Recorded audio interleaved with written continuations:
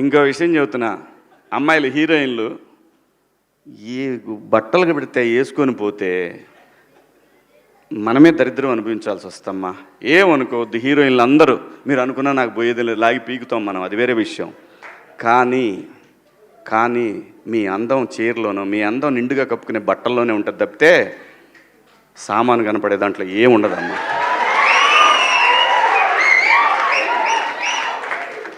అవి వేసుకున్నంత మాత్రాన చాలామంది చూసినప్పుడు నవ్వుతూ అంటారు, కానీ దేద్రముండ ఎలాంటి బట్టలు ఎందుకు వేసుకుని కాస్త మంచి వేసుకోవచ్చుగా, బాగుంటావు కదా అనాలనిపిస్తుంది లోపల, అనలేము. అంటే మళ్ళీ స్త్రీ స్వాతంత్రం లేదా స్వేచ్ఛ లేదు.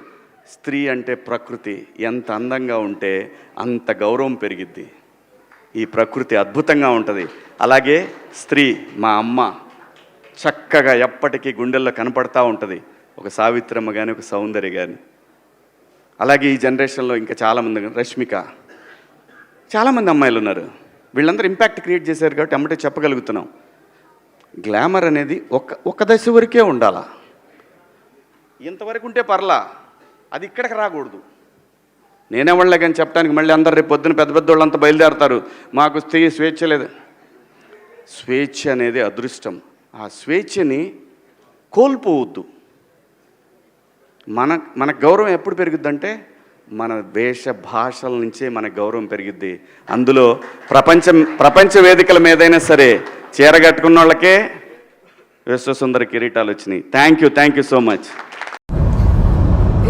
సో నేనేం చెప్తున్నానంటే, మీరు ఒపీనియన్స్ చెప్పచ్చు, all of us are entitled to give opinions, but how can you support summon? Maybe మీరు కూడా అంత ఆర్థడాక్స్ ఆర్ కన్జర్వేటివ్ ఉండొచ్చు, మీ కండిషనింగ్ అప్బ్రింగింగ్ అలా ఉండొచ్చు.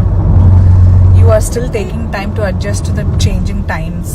I respect all of that, all your opinions, but using those words, samanlu, unbelievable that you're supporting ikkadiki veltunnaru, meer ekkadiki veltunnaru.